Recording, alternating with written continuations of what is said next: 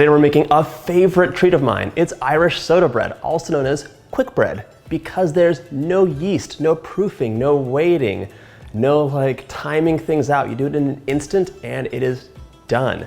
It's like a salty sweet snack filled with sultanas or golden raisins, dried cranberries, toasted pecans, and a lot of love. If you like my videos, don't forget to subscribe. Let's get started. I have 4 tablespoons of cold, unsalted butter, and I'm gonna give it a nice little dice because it's gonna get broken up in the mixer, almost like you're making pastry dough. After you've cubed your butter, put it into a small bowl and let it hang out into the fridge until you're ready to use it. You really want it to be nice and chilled. I have about half a cup of toasted pecans, and I'm gonna give them a nice rough chop. You don't have to go crazy. You could even just crumble it with your hands if you want. Whatever you like better. I'm taking my chopped pecans and transferring them to a small bowl. We're adding approximately half a cup of dried cranberries to our bowl, and then another half cup of sultanas or golden raisins. If they're clumped up, just pick them apart. You don't want to have a huge clump of raisins. Not a fan of raisins, by the way, but just occasionally in carrot cake and in this recipe, I will tolerate them and enjoy them. Take about a tablespoon of flour, sprinkle it over your raisins and cranberries, and give it a toss. The flour is going to help prevent all these things from sinking to the bottom during baking. Nice. They're also not going to stick together as easily, so they'll come apart and they'll be well distributed in your batter. Set it aside and we'll add these in at the very end. Into a large bowl, over a scale and under a sifter, I'm adding 4 cups of all-purpose flour. That's about 480 grams if you're weighing it out. Perfect, so easy. Now we're gonna add in 1 1/2 teaspoons of salt and 1 1/2 teaspoons of baking soda. This is our leavening agent. It's taking the place of yeast and it's making this a really quick bread. Irish soda bread is also called a quick bread. It's basically almost like a savory cake. So fast. Sift together. That was my neatest sift ever. Let's whisk to combine the ingredients. You want to make sure that salt and the leavening agent is really well distributed. Okay, now we can set that aside and work on our wet mixture.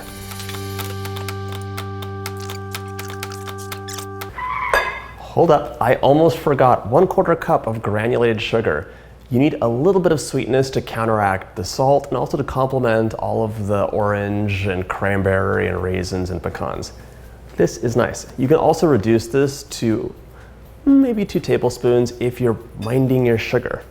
Sprinkle that in, sift it up, just pretend it happened at the very beginning. Okay, now I'll set that aside, get to those wet ingredients.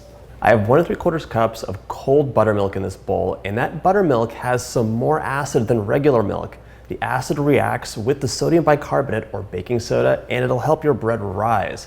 This is the same principle you have in a lot of cakes where you add in some buttermilk or even lemon juice or vinegar like you would in a red velvet cake. You can actually click up here for my how to make red velvet cake if you'd like to satisfy your sweet tooth. Really delicious. All right, into the buttermilk I'm adding 1 large cold egg.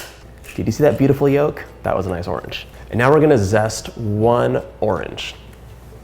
Speaking of orange, if you're ever frustrated by your zesting skills, you really just have a dull zester.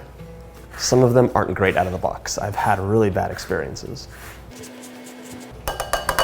All these oils are gonna like mix in with the buttermilk and just have a wonderful citrus aroma. Whisk it up to combine. You could use a larger bowl. You wouldn't have to be so careful, but this works too. Get all that zest off. You want it in the bread, not on your whisk. Set aside carefully, and now we're gonna use a standing mixer. Today I'm really excited to use my brand new paddle attachment with a built-in scraper. No more scraping the bowl for me, or at least a lot less. I had a bunch of people comment that I should buy this, and I finally made it happen. I'm very forgetful. All right, pop that on. We're gonna add our dry ingredients into our stand mixer. Now we have our diced cold butter. We're gonna add this in, just sprinkle it in so it's kind of, you know, hanging all around, not in a big clump. Mix it up. Let that butter incorporate a bit, and you can even use your hands too if it's being stubborn. Make sure you plug it in first. Now, Let's turn it on.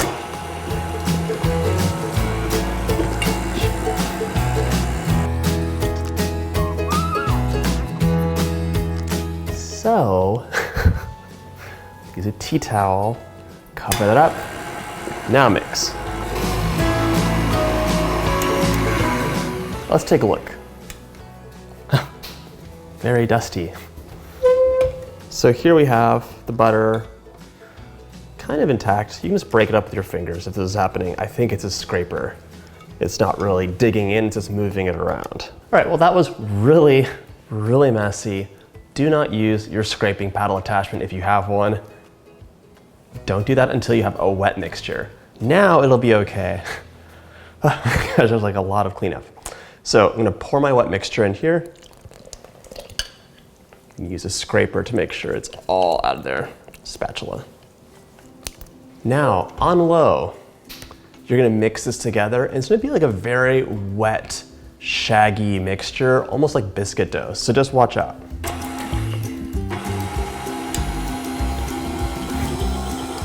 See, now the scraper's doing its job. Okay, that's pretty well mixed in there. I'm gonna give it like 10 more seconds, and then we're gonna add our nuts and fruit in. Time for our mixture of sultanas, cranberries, and toasted pecans. That's it. This is a very, very wet batter. So you're gonna have to oil your hands up. I'm warning you ahead of time. I learned this the hard way. Now it's time for the fun part. We're gonna sprinkle liberal sprinkle of flour on your work surface. It's a very messy dough. And let's plop this out, this beast.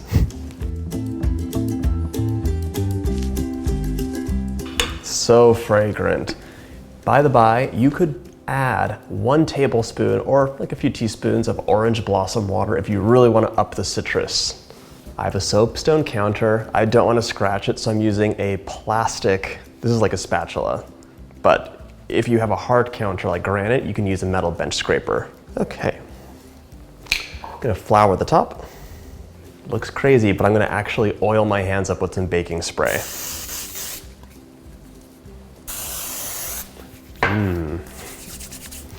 Now we can shape the dough. Just give it like a very quick knead. You can see that it's just so wet. It really is like a biscuit dough in consistency. Okay, here we go. That looks nice. You have 2 options now. You can bake this on a baking sheet, line it with parchment paper if you want, doesn't really matter, or you can bake it in a cast iron skillet. This spreads out during baking, so if you bake it in a skillet, it'll help hold a loaf shape. It's really up to you though. I'm gonna show you both ways, but on camera, we're gonna do a skillet. Just very lightly greased. Okay, let's transfer this over.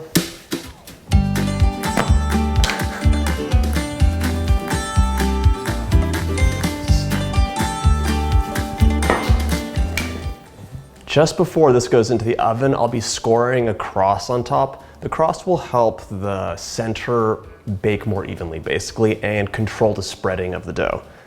Use the sharpest thing you have around. This is a utility blade, and give it a nice score.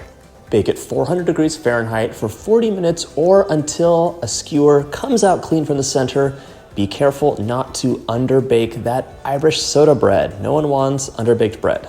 Out of the oven, cool to the touch, and it is smelling out of control. Just all that orange, the sultanas, the dried cranberries, they really work nicely together. And let me show you what happens when you bake it in the cast iron pan. The pan really holds it together and it gives you some nice height. But if you don't have one or you don't care, you can just bake it on a flat baking sheet and it'll look like this. Spreads out a bit more and the edges aren't as like crusty, but it'll taste amazing as well, and it's really a personal preference. Love the look, love the smell. What about the taste? It's really nice. This is a really fast and easy snack. I hope you get to make it. If you have any questions, leave them in the comments below, and if you like my videos, hit that like button and subscribe.